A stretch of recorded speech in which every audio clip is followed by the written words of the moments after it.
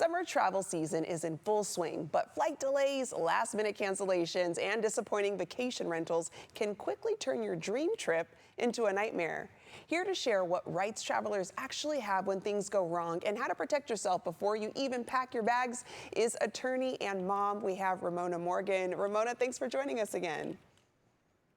Thanks, Desiree. It's great to be here. Yeah, so Ramona, travel plans, they don't always go as expected. So what rights do travelers actually have when flights get delayed or even canceled sometimes? Yeah, absolutely. So, a lot of times we see the notice that the flights are unrefundable and we panic. But if your flight is canceled, you are entitled to a refund. If you have not received a service and you've paid for it, you are entitled to a refund. Don't be intimidated by those. Definitely reach out to the airline and make sure you get your flight refunded. Good to know. And then, hotels and vacation rentals, they can sometimes fall short of the photos that maybe we initially saw in the posting. So what steps should people take if their booking isn't what was promised? Sure. Well, make sure, first of all, that you've read all the fine print and you've read all the details related to the listing. But then after that, if you see that it's really not measuring up to your expectations, if things are specifically described and it's not what they have, if you say you were going to get a beach view and instead you get an alley view, document everything, make sure it's time stamped, and also make sure to raise it at the time. You don't want to try and go back and complain about something or raise something 2 months after the fact. So document it at the time. Yeah, I hear that a lot because then when you do it later, maybe you're thinking, oh, after the trip or after some time has passed, you kind of forget certain important pieces. So act fast, act now, it sounds like. Ramona, is there a difference in protection when booking directly versus using third-party travel sites? Sure. Well, those third-party travel sites, they offer great deals and they're very tempting. And I definitely encourage people to because that could be the difference between being able to go or not being able to go. But once it comes down to it, if you have sort of even offers, it is really great to go directly with the airlines. Generally, there is more flexibility if your flight is canceled or if you need to change your travel plans. So it's important to weigh both options. Yeah, doing the research. And then what's the best way to document issues while traveling and why is that important? So it's really important to make sure that you have a time-stamped photograph of anything that's happening.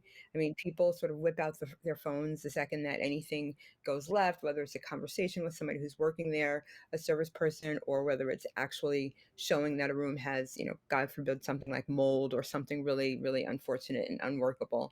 So it's good to make sure that you have documentation of whatever is happening and that you can clearly and comprehensively explain what was going on. Oh, I even hear that with luggage, like when you're gonna go on your flight and you check in your bag, maybe take a picture beforehand. So if there's any damages afterwards, you kind of have that proof of the before and the after. When it comes to refunds or even reimbursements, how much is the travel company really obligated to provide? Well, it's really going to come down to the terms of service that attaches to it or whatever you're doing. So sometimes you'll see that there will be limitations. You are entitled to, for instance, overnight lodging or a meal if your flight is delayed. And it's a very strict requirement. So go online when it happens and speak to the people at the desk. They will always be candid and forthcoming about what they have to provide to you. And are there specific laws or agencies travelers can turn to if they feel their rights have been violated? Sure. So the Department of Transportation, because of the bureaucracy, I would really reserve reaching out to them unless it's really a major incident or something really, that's worth that sort of investment of time and energy. Initially, you should reach out to the airline or to the agent that you booked with, but you'll find a lot of recourse and a lot of different options that way. But definitely, sort of take it in tiers. Don't go all the way to the top immediately, and invest your time wisely. The Department of Transportation is going to be your sort of ultimate resource to turn to, ultimate authority. And then finally, as a mom and a lawyer yourself, what's your go-to advice for protecting your travel plans before the trip even begins? So the main thing I think is you should look into all the different options, make sure that you research the terms and conditions. And then I'm going to give a slightly zen bit of advice. As a lawyer, you value your time. We bill in 6-minute increments. And so you think, if I have a real problem here, how much energy and time am I going to invest? You don't want to put 8 hours into getting a $50 refund. So always weigh the cost, the benefit.